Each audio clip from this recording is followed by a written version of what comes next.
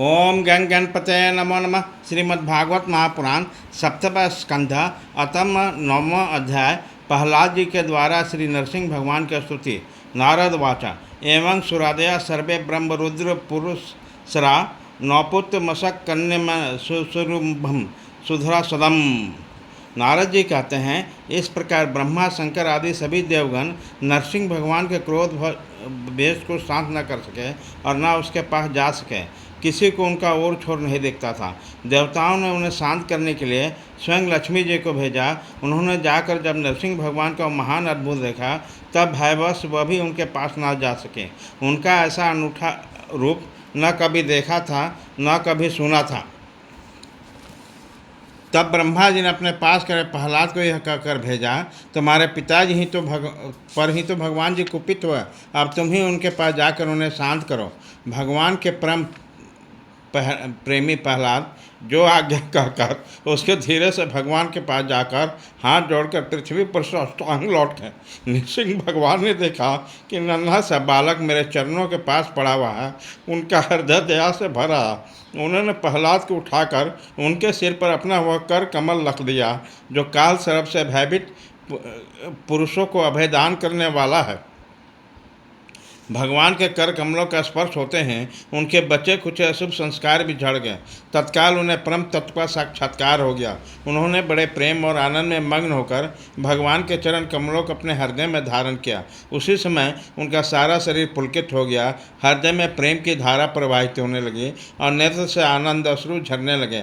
प्रहलाद जी का भावपूर्ण हृदय और निर्मेश नयनों से भगवान को देख रहे थे।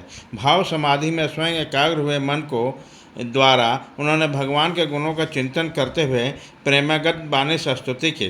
प्रहलाद जी ने कहा, ब्रह्मा आदि देवता, ऋषि मुनि और सिद्ध पुरुषों की बुद्धि निरंतर सत्य गुणों में ही स्थिर रहती है, फिर भी वो अपने धारा प्रवाह स्तुति और विविध गुणों से अब तक भी संतुष्ट नहीं कर सके। फिर मैं तो घोर असुर जाति में उत्पन्न हुआ हूँ, क्या आप मुझसे संतुष्ट हो सकते हैं? मैं समझता हूँ धन, कुलीनता, रूप, तप, विद्या, ओज, तेज, प्रभाव, बल, पौरुष, बुद्धि और योग, ये सभी गुण परम पुरुष भगवान को संतुष्ट करने में समर्थ नहीं है। परंतु भक्ति से तो भगवान गजेंद्र पर भी संतुष्ट हो गए थे। मेरी समझ से इन 12 गुणों से युक्त ब्राह्मण भी यदि भगवान कमलाद के चरण कमलों से विमुख हो जाए तो उसमें वो चंडाल श्रेष्ठ है, जिसने अपने मन, वचन, कर्म, धन और प्राण भगवान के चरणों में समर्पित कर रखे हैं। क्योंकि वह चंडाल तो अपने कुल तक को पवित्र कर देता है और बड़प्पन का अभिमान रखने वाला ब्राह्मण अपने को पवित्र नहीं कर सकता। सर्वशक्तिमान प्रभु अपने स्वरूप के साक्षात्कार से ही परिपूर्ण है। उससे अपने लिए क्षुद्र पुरुषों से पूजा ग्रहण करने की आवश्यकता नहीं है। वे करुणावशी भोले भक्तों के हित के लिए उनके द्वारा की हुई पूजा स्वीकार कर लेते हैं।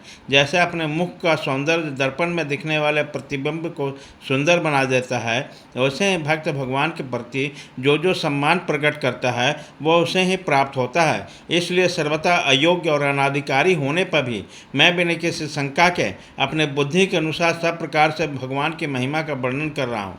इस महिमा का गान का ऐसा ही प्रभाव है कि अविद्या व संसार चक्र में पड़ा हुआ जीव तत्काल पवित्र हो जाता है।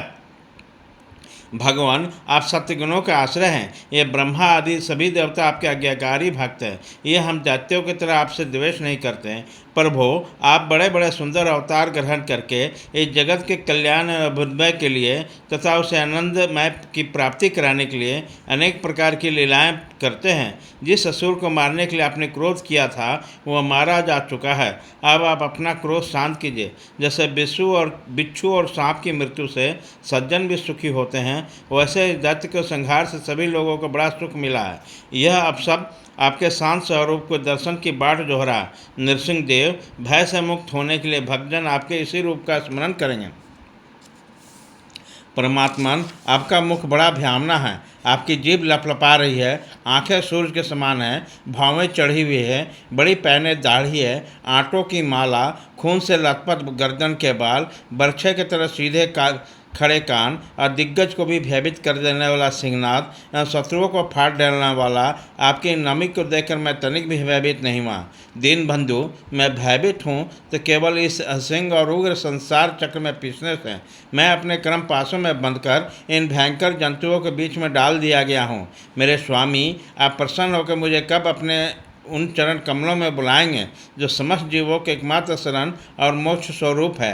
अनंत, मैं जिन जिन जोनियों में गया उन सभी जोनियों में प्रिय के वियोग और अप्रिय के संजोग से होने वाले शोक की आग से झुलसता रहा। उन दुखों के मिटाने की जो दवा है वो भी दुखरूप ही है। मैं न जाने कब से अपने से अतिरिक्त वस्तुओं को आत्मा समझकर इधर उधर भटक रहा हूँ। अब आप ऐसा साधन बताइए जिससे कि आपकी सेवा भक्ति प्राप्त कर सकूँ। प्रभु, आप हमारे प्रिय हैं, अहेतुक हितैषी सदृढ़ हैं। आप ही वास्तव में सबके प्रमाध्य हैं। मैं ब्रह्मा जी के द्वारा गाई हुई आपकी लीला कथाओं का ज्ञान करता हुआ बड़ी सुगमता से राग आदि प्राकृतिक गुणों से मुक्त होकर इन संसार की कठिनाइयों को पार कर जाऊंगा, क्योंकि आपके चरण जुगलों में रहने वाला भक्त परमहंस महात्माओं का संग तो मुझे मिलता ही रहेगा। भगवान नरसिंह, इस लोक में दुखी जीव को दुख मिटाने के लिए जो उपाय माना जाता है वो उसकी उपेक्षा करने के लिए एक क्षण के लिए भी यहाँ होता है। यहाँ तक कि माँ बाप बालक की रक्षा नहीं कर सकते, औषधि रोग नहीं मिटा सकती और समुद्र में डूबते हुए नौका को नहीं बचा सकती। सात्विक गुणों के कारण भिन्न भिन्न स्वभाव के जितने भी ब्रह्मा आदि श्रेष्ठ, काल आदि कनिष्ठ करता हुए हैं, उनके प्रेरित करने वाले आप ही हैं। वे आपकी प्रेरणा से, जिस आधार में स्थित होकर, जिस निमित्त से, जिस मिट्टी से आदि उपकरणों से, जिस साधन के द्वारा, जिस अदृष्ट आदि की सहायता से, जिस प्रयोजन उद्देश्य से, जिस विधि को जो कुछ उत्पन्न करते हैं वे रूपांतरित करते हैं, और वे सब और वह सब आपका ही स्वरूप है। भाग्य खत्म।